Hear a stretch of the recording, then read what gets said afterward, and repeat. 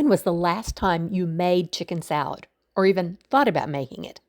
Using a rotisserie chicken, this is less trouble than making a sack lunch and is every bit as beautiful and delicious as lunch at a fancy tea room.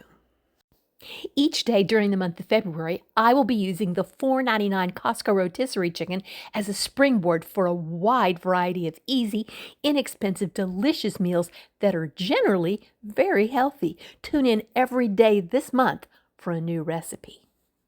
Okay, before I start sharing with you how I do chicken salad, I just wanted to point something out.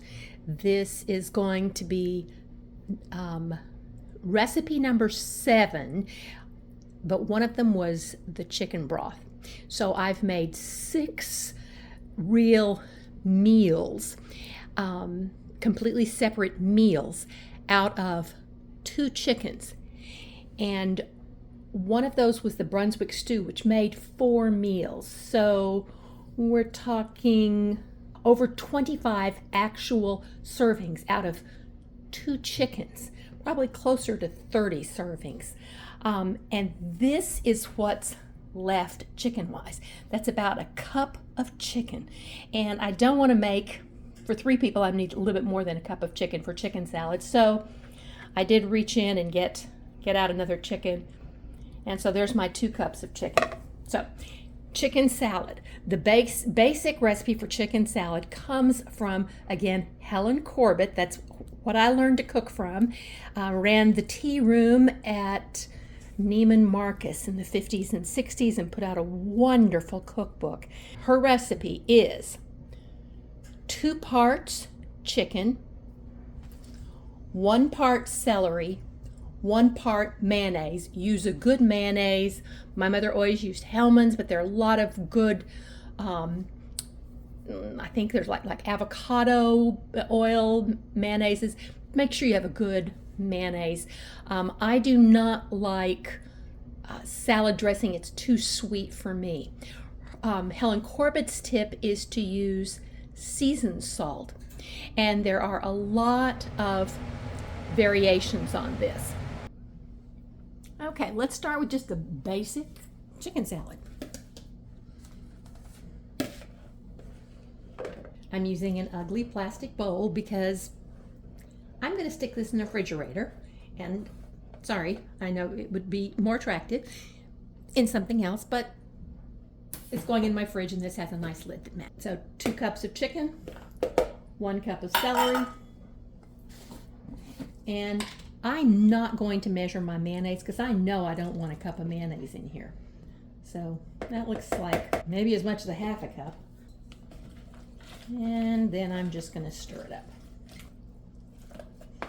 And if you look in there, I think that's plenty. I don't know why you'd put a cup of mayonnaise in there, but that was Helen Corbett's recipe. We're just going to do a variation on it. That's maybe even a little more mayonnaise than I wanted, but that's okay. And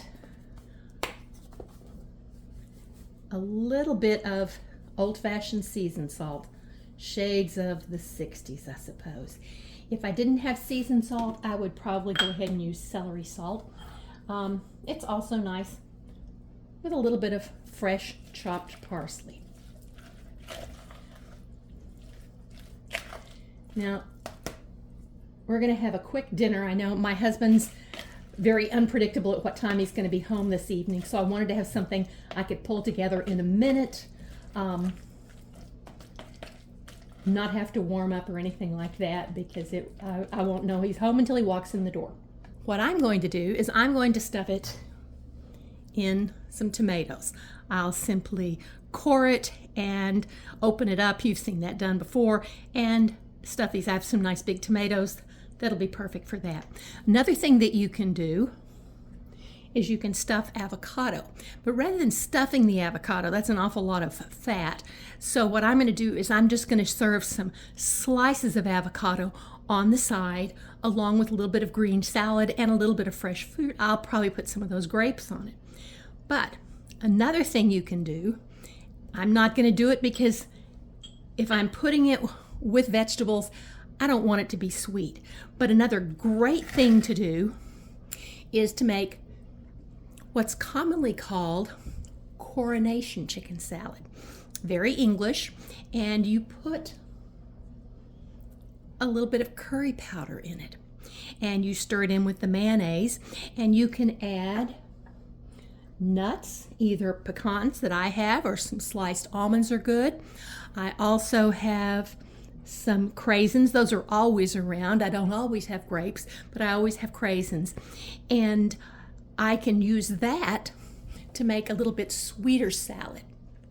Now, several different things you can do. You can take your chicken salad and just put it on a bed of nice crispy lettuce, either a romaine and most people would probably prefer a crispy lettuce like a romaine, but I usually use a spring mix simply because the nutritional content is a little bit higher.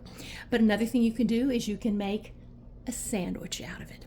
So you can have it on a bed of lettuce, you could have it stuffed in tomato or an avocado. You can actually serve it on fruit, such as maybe a slice of fresh pineapple, and you can add nuts and fruit, also curry powder. Some people do things like capers in different parts of the country. The main reason for this video is to remind you, you know how to make chicken salad. Nice, easy way to use up that last little bit of chicken that you have lying around.